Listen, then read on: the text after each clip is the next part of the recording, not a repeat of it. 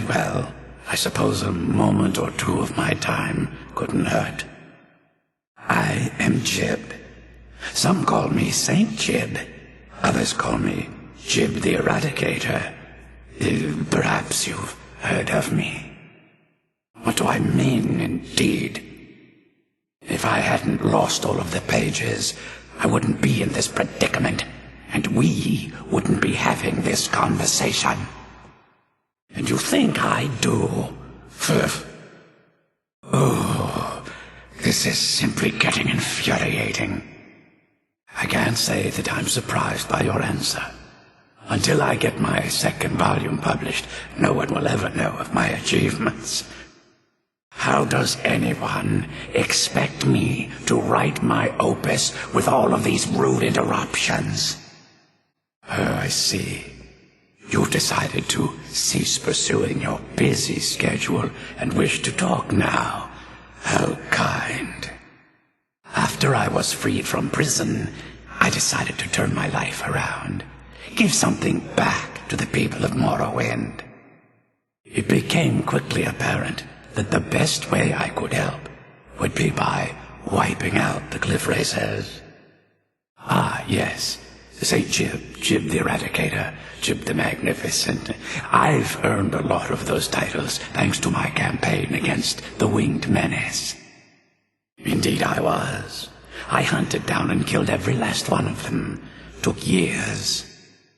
The people of Morrowind were so grateful to have the roads safer again, they took to calling me Saint Jiub, and then the other names followed. Yes, I'm speaking of the Cliff Racer, of course. Wretched things. They used to crisscross the skies over Morrowind like vermin. Nasty flying creatures with a habit of sneaking upon the unwary. So what? What in the name of the Vic are you talking about? All I remember is that damned Remora and his minions bursting into my home and sending me to their prison. A book? I'd hardly call a 26-volume epic simply a book. Surely you've heard of the rise and fall of Saint Jiub the Eradicator, hero of Morrowind and savior of the Dunmer. Terrible. Simply terrible. I was in the midst of writing the second volume, and they just threw me into this prison. It's unfair. I tell you what's crazy. How about sitting in your home, minding your own business, and then suddenly getting attacked by a Dromora and his cronies?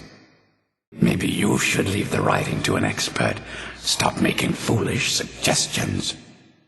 That damn Dromora and his minions. They didn't even give me a chance to explain who I was. Well, that's a ridiculous question. Everyone traveling through here has said that the Oblivion Gates have been opening all over Tamriel. Well, I don't know. Everything seemed fine until that Dromora attacked me. I only heard later about the gates from the other souls. I can only assume the gates have been closed by now. All I heard is that without a septum sitting on the throne of the Empire, the dragon fires in a place called the Temple of the One were no longer lit. This meant that we were vulnerable to the forces of Oblivion. Has it been that long? Oh my. Well, it started with the followers of Mehrunes Dagon having Emperor Uriel Septim VII assassinated. Without a septum on the throne of the Empire, Dagon was able to leave Oblivion through the gates and attack. The reason I'm standing in front of you as only a whisper of my former self should tell you that. I never knew what became of Kvatch. I wonder if they were triumphant without me. I had just moved from my ancestral home in Morrowind to the continent of Cyrodiil. I settled in the city of Kvatch to write my memoirs and to find some peace and quiet.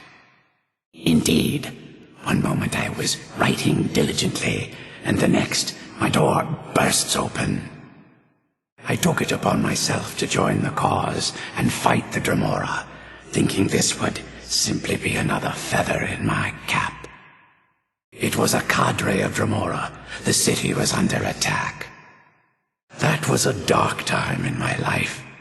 I did a lot of things I ended up regretting. Maybe that's why I worked so hard to redeem myself once I was freed. They tried me for murder, threw me on a prison ship, and sent me to the jail in Vivek City. Gave me a lot of time to think, that's for sure. I murdered others for money. And before you think I belong to some romantic or secretive guild, think again. I was simply an addict who needed money for skooma. The stuff wasn't cheap, and murder always seemed to be in demand. I finally bit off more than I could chew. I was paid to assassinate some high-ranking official from House Redorin. What I didn't know is someone had hired the Morag Tong to kill him as well. Exactly. He got to my target first and called the guard to cover his tracks. By the time I got there, the place was on alert. Walked right into a trap and didn't even realize it until I was captured. My what? Wait. That means... Well, I assume so. It cast a spell at me from some kind of strange black crystal. Next thing I knew, I arrived here. No, all these wasted months, or has it been years? I don't even remember how much time has passed. No, my work will never see the light of day. My name will be forgotten. Perhaps. Do you have a way out of here? When I was tossed in here, I felt myself falling, and I dropped the pages I had been holding. There were 10 of them in all. Find them for me, please. I beg you. Maybe I can't leave, but my writings can. In order to write the second volume of my opus, I need the notes from my first volume. Otherwise, I need to do all of this from memory. Now, volume 2 begins. What else? Finally! I never thought I'd see these again. These pages meant the world to me. Thank you. Oh, wait a moment. Here, I want you to have these before you go. A pristine copy of my first volume. Only one in print, actually. And take this as well.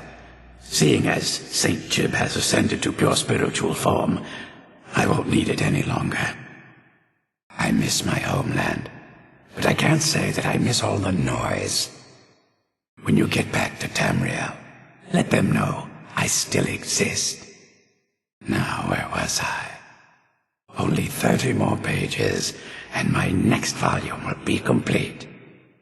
If you think of any juicy details to add to my work, let me know. Now that the first volume's complete, there's not much left to do but begin work on the second.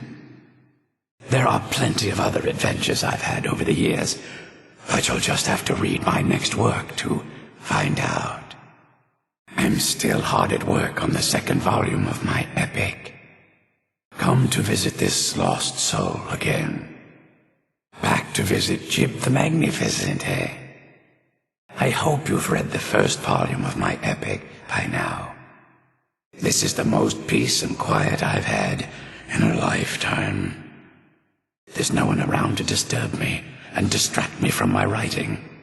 Present company accepted, of course. Considering the state I'm in, I'd say that option vanished a long time ago. Besides, this isn't so bad when you think about it. Any luck finding my pages yet? You again. I thought it was clear I was busy. What do you want? You did it. You have all of my pages. That's over half of the pages found. Keep it up. Half the pages, huh? You're getting there. Still, over half the pages are missing. Keep trying. Hey, where are you going? I need those pages. At this rate, my first volume will be complete. Don't give up. Thanks again for searching. I don't know what I'd do without my pages. Now, where was I? Leaving, Good. Maybe I can get some work done. Good riddance. Once I get it done, first I'll publish a regular edition, then the folio. I'll be rich. Savior of Morrowind. That's good, but it sounds too narrow of scope. I wonder how many copies I'll sell. Hundreds? Thousands? I'll hire the finest bookbinder I can find. Now, what was it I said to that prisoner? Stand up. There you go. You're dreaming. Yes, that was it. Was it between the forces of good and evil? No, that's not it. Did I start with my ride on the prison ship, or was it before that? And without any regard for my safety, I fearlessly charged the enemy.